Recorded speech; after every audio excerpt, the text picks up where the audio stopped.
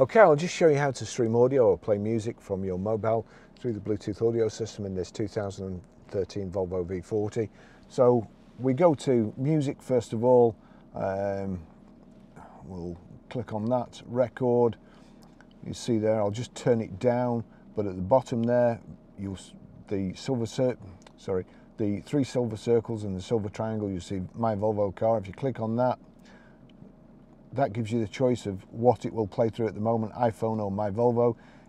My Volvo's ticked. Anything that plays, any audio that plays on this mobile, if you have this set up properly, it will come through the speakers in the car. So now, at the moment it's on telephone. Click on media. We're on CD at the moment. Now we need to get to Bluetooth. Click it again, brings up another menu. There you see disc, USB, iPod, Bluetooth. Highlight Bluetooth, click OK. That's showing the record that's playing on here, or will be playing when I click play now, because it's just knocked it off. So I'll click play there.